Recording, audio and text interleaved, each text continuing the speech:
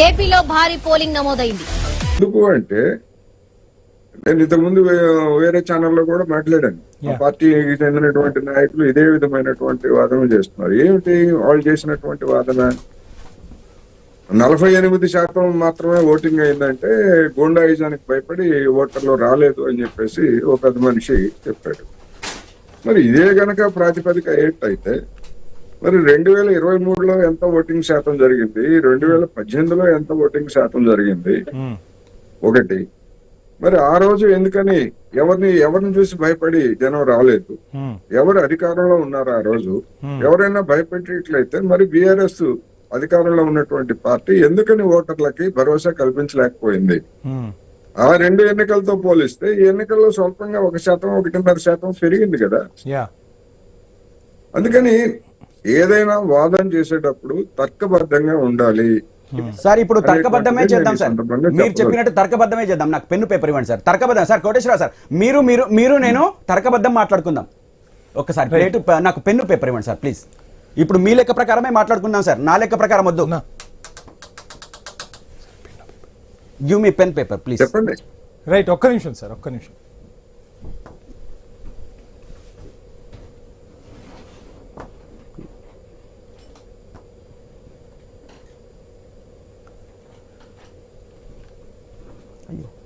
Pen paper.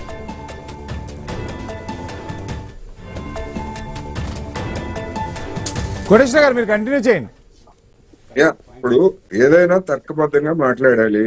గతంలో మరి ఇంతకంటే పోలింగ్ తక్కువ శాతం జరిగినప్పుడు, రౌడీయిజం ఉన్నప్పుడు మరి బీఆర్ఎస్ పార్టీ గాని ప్రభుత్వం గాని ఓటర్లకు కల్పించినటువంటి భరోసా ఏమిటి? అప్పుడు ఎందుకు తక్కువ శాతం జరిగింది అనే దానికి ఉండాలి. అందుకని మొత్తంగానే ఒక జూబ్లీ హిల్సే కాదండి, జూబ్లీ హిల్సే కాదు కదా, మొత్తం హైదరాబాద్ నగరంలో లేదా అనేక పట్టణాల్లో తక్కువ శాతం నమోదైంది. జూబ్లీ హిల్స్ లో ఇప్పుడు చిన్న శ్రీశైలం యాదవ్ ని లేకపోతే నవీన్ యాదవ్ ని చూపించి ఇదిగో వీళ్ళు గూండాయిజానికి చెందినటువంటి పార్టీలు లేదా కుటుంబాలు అని చెప్పేసి చెప్తున్నారు. మరి మిగతా చోట్ల ఎందుకని, మిగతా కాన్స్టిట్యున్సీస్ లో ఎంత పర్సెంటేజ్ పోలైందో చెప్పమానండి. మొన్నటి ఎన్నికల్లో హైదరాబాద్ మొత్తంగా లేదా పట్టణాల్లో, దేశవ్యాప్తంగా పట్టణాల్లో ఎందుకని తక్కువ నమోదవుతా ఉంది? అందుకని వీటన్నింటినీ మొత్తం సమగ్రంగా చూడాలి తప్ప అసలేమి ఇన్సిడెంట్స్ జరగలేదు, బెదిరింపులు జరగలేదు, వీళ్ళు ఏమైనా తక్కువ ఉన్నారా? అందుకని ఇప్పుడు ఆ విధమైనటువంటి ఆర్గ్యుమెంట్స్ తోటి బీఆర్ఎస్ ని రక్షించుకోవడం గానీ లేదా మరొకటి గానీ అటువంటి వాటితో చేయలేరు అనేది నేను ఈ సందర్భంగా చెప్తాను.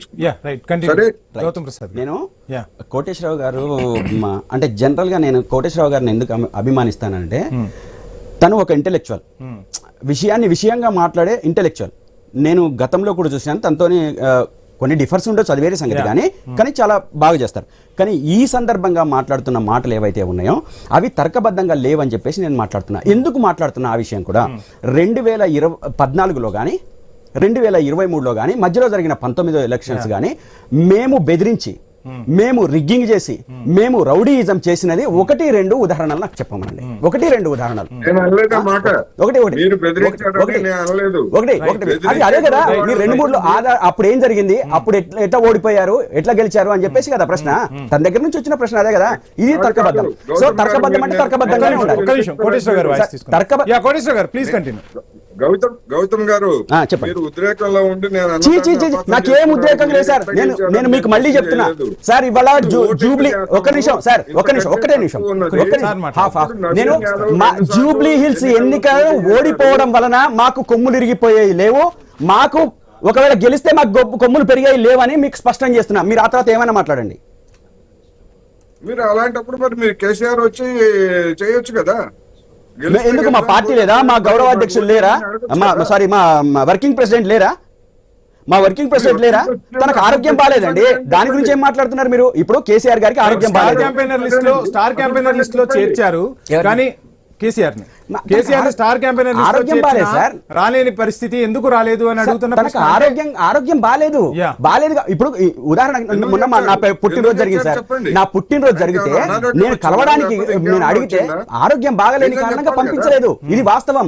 అదే విధంగా ఆరోగ్యం బాగుంటే ఖచ్చితంగా వస్తారు. అదే విధంగా ఉన్నంతలో అక్కడ హౌస్ లో కూర్చోబెట్టి మా ఇంటికే పిలిపించి ఎమ్మెల్యేలని మంత్రుల్ని అందరినీ కూర్చోబెట్టి మాట్లాడారు కదా. క్లియర్ కట్ గా జూబ్లీ హిల్స్ లో ఈసారి కాంగ్రెస్ జెండా ఎగరబోతుంది, అందుకోసమే కేసీఆర్ ప్రచారానికి రాలేదు అనే వాదన కూడా వినిపిస్తోంది. సార్ ఇప్పుడు మీరు చూడండి, 20,000 ఓట్ల దొంగ ఓట్లు ఉన్నాయని కంప్లైంట్ ఇచ్చింది ఎవరు? మేము. అది 2 నెలల క్రితం ఎలక్షన్ కమిషన్ కు ఈ దొంగ ఓట్ల ద్వారానే ప్లాన్ చేస్తున్నారని చెప్పింది మేము. దాని మీద యాక్షన్ ఎందుకు తీసుకోలేదు? దీని గురించి ఎందుకు మాట్లాడారు కోటేశ్వరరావు గారు? అదే విధంగా నిన్న పోలీసులు సునీతమ్మ గారిని ఎలగొట్టిండ్రు. సునీతమ్మని పోలింగ్ నుంచి ఎలగొట్టిరు. ఆమె బయటకు వచ్చి మాట్లాడారు. పోలింగ్ బూత్ నుంచి కాదు, కాంగ్రెస్ పార్టీ ఆఫీస్ ముందు నుంచి ఎలగొడతారు. అంటే ఒక క్యాండిడేట్ ప్రచారం చేసుకోవడానికి లేదా? ప్రచారం కంప్లీట్ అయిపోయింది, పోలింగ్ కూడా కంప్లీట్ అయిపోయింది. అనవసరంగా ఉద్రిక్తతలు అంతకు ముందు, ఆ తర్వాత కాదు, అంతకు ముందు మనం ప్రచార సమయంలోనే. అదే విధంగా నిన్న అనేక వీడియోలు, ఇది ఎవరు క్రియేట్ చేసినాయి కాదు, ఒక్కోళ్ళకి బదులు ఇంకొకళ్ళు వచ్చి ఓటేసింది అంటే సారు అబ్జర్వ్ చేయలేదా, పరిశీలన చేయలేదా? వాస్తవం ఇది. ఇట్లా 20,000 ఓట్లు. ఎలక్షన్ కమిషన్ స్వయం ప్రతిపత్తితో వ్యవహరిస్తుంది, ఎక్కడికక్కడ పారదర్శకంగా ఉంటుంది. సో అటువంటి ఎలక్షన్ కమిషన్ కూడా కాంగ్రెస్ పార్టీ మేనేజ్ చేసిందంటారా? ఈ రోజు ఎలక్షన్ కమిషనే ప్రధాన కుట్రదారు, నేరస్తులు. Election commission, Congress party second, first election commission. మేము కంప్లైంట్ ఇచ్చినప్పుడు ఎందుకు పట్టించుకోలేదు? అంటే ఎలక్షన్ కమిషన్ కి జూబ్లీ హిల్స్ ఎన్నికల్లో కాంగ్రెస్ గెలవడం ద్వారా ఎలక్షన్ కమిషన్ కి వచ్చే ఇదేంటి? ఎందుకు అనంటే అధికార పార్టీకి ఫేవర్ చేయాలి, లేకపోతే రేవంత్ రెడ్డి కుర్చీ ఖాళీ అయ్యే పరిస్థితి ఉంది. ఇది ఎవరికి ప్రతిష్టాత్మకం కాదు. జూబ్లీ హిల్స్ ఉప ఎన్నిక ఓడిపోతే రేవంత్ రెడ్డి మారుతుందా? అది మేమనట్లేదు, కాంగ్రెస్ పార్టీ స్వయంగా చెప్తుంది. ఏమని? ఇది ప్రతిష్టాత్మకంగా తీసుకున్నారు ముఖ్యమంత్రి గారు, కాబట్టి ఖచ్చితంగా మేము ఇట్లనే చేస్తాము అని చెప్పి వాళ్ళ శ్రేణులే చెప్తున్నాయి, మేము చెప్పడం కాదు. ఎందుకు అనంటే వాళ్ళ పార్టీలో ఉన్న అతి ప్రజాస్వామ్యం. అదే విధంగా తనని డిఫేమ్ చేయాలని చెప్పేసో, ఓడగొట్టాలనో, తన నాయకత్వంలో బైఫోల్ ఓడిపోతే తనకు శత్రువులు ఉన్నారు కాబట్టి వాళ్ళందరూ ఏకమేకైతారు అనే ఉద్దేశంతో తను మొత్తంగా రేవంత్ రెడ్డి సమిష్టిగా మంత్రుల్ని అదే విధంగా ఎమ్మెల్యేలను అందరినీ సమన్వయపరుచుకుని ఈ రోజు ఇంత విజయాన్ని సాధించారు కదా. కంప్లీట్ కాదు సార్ కోటేశ్వర సార్ గారు. నేనేమంటున్నానంటే మీరు తను మొత్తం ఎలక్షన్ ని కూడా పరిశీలన చేయమనండి. బైపోల్లో మొదటి నుంచి లాస్ట్ అవకాశం ఇచ్చారు. గౌతమ్ గారు సార్ వాయిస్ తీసుకుందాం ప్లీజ్. Sir continue sir. మనం మాట్లాడేది తర్కబద్ధంగా ఉండాలని నేను మళ్ళా చెప్తున్నాను. ఒకవేళ ఈ జూబ్లీ హిల్స్ నియోజకవర్గంలో కాంగ్రెస్ ని గెలిపించడానికి ఎన్నికల కమిషన్ పక్షపాతంతో వ్యవహరిస్తే మునుగోడు సంగతి ఏమిటి, హుజూరాబాద్ సంగతి ఏమిటి చెప్పండి. అక్కడ మీరు గెలిచినటువంటి మీరు ఓడిపోయినటువంటి అంటే బీఆర్ఎస్ గెలిస్తేనేమో అక్కడ సవ్యంగా ఎన్నిక జరిగినట్టు, ఇతర పార్టీ గెలిస్తే అక్కడ అసవ్యంగా ఎన్నిక జరిగినట్టు. సార్ మర్చిపోతున్నారు మీరు. కంటోన్మెంట్ ఉంది, కంటోన్మెంట్ లో నిజాయితీగా అక్కడ జరిగిన ఎలక్షన్ మేము అంగీకరించాము. ఎక్కడ ఒక్క చిన్న మాట కూడా మేము చూడలేదు. ఎందుకంటే మేము అంగీకరించాం, ఓటమిని మేము అంగీకరించాం. ఆ రోజు ప్రభుత్వం మీద మునుగోడు ఎన్నికల్లో మీకు ఎన్నికల కమిషన్ అనుకూలంగా వ్యవహరించి ఎన్నికల కమిషన్ తో కుమ్మక్కై మేము రిగ్గింగ్ చేసినామా? మేము దొంగ ఓట్లు చేసినామా? మేము రౌడీ రాజకీయం చేసినామా? చెప్పండి. మీరు తర్కబద్ధంగా మాట్లాడట్లేదు కోటేశ్వరరావు గారు. ఈ విషయంలో మాత్రం మీరు తర్కబద్ధంగా మాట్లాడట్లేదు. మద్యం పంచారు సార్ ఎవరు పంచలేదు? సార్ ఎవరు పంచలేదు? కాంగ్రెస్ పంచలేదా? బీజేపీ పంచలేదా? మీరు అందరి గురించి మాట్లాడండి, మా గురించి ఎందుకు మాట్లాడతారు? అదే సార్, మీరు ఒకవైపు మాట్లాడకండి. ఇగో డబ్బులు పంచింది, చీరలు పంచింది, మిక్సీలు పంచింది, విషయం అది కాదు. రిగ్గింగ్ ఎవరు చేశారనేది మాట్లాడండి. ఇవన్నీ కామన్ గా జరిగినాయి ఎవరు అన్ని పార్టీలు. కానీ రిగ్గింగ్ కరెక్ట్ ప్రజాస్వామ్యం ఎక్కడ అట్లా అబద్ధాలు చెప్తే ప్లీజ్ కంటిన్యూ మాట్లాడాలి.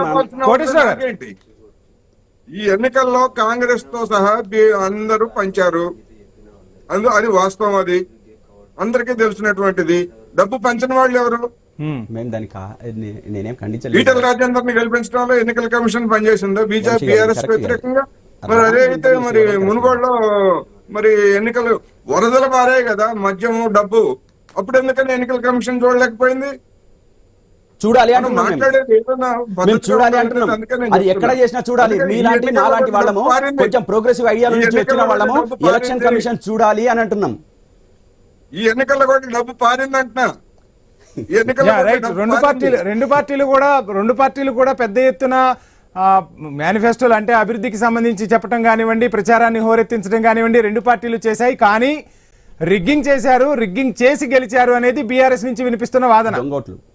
అది వాళ్ళ అభిప్రాయం అండి. వాళ్ళ అభిప్రాయంతో ఏకీభవించాలని ఏం లేదుగా, ఇది వాళ్ళ అభిప్రాయం. అట్లా చెప్పడానికి నేనేం తప్పు మీరు ఒక పట్టట్లేదు. పార్టీ అయితే నేను అన్నాను ఎవరు సార్, మాట్లాడుకోవద్దు. మీరు ఒక ఇంటెలెక్చువల్ రైట్, మొత్తంగా ఇప్పుడు బీఆర్ఎస్ యాక్షన్ ప్లాన్ ఎలా ఉండబోతుంది జూబ్లీ హిల్స్ ఉప రాబోయే ఎన్నికకు రోజుల్లో సంబంధించి? ఖచ్చితంగా మాకు రెండు Right. ఇప్పుడు మేము మాకు గెలుపైనా ప్లస్సే సార్, ఓటమైనా ప్లస్సే. Right. ఈ రోజు ప్రజలు గెలిస్తేనేమో వాళ్ళు హామీలు అమలు చేయలేదనే చెంపపెట్టుతోని కొట్టేవారు అని మేము అనుకుంటున్నాం.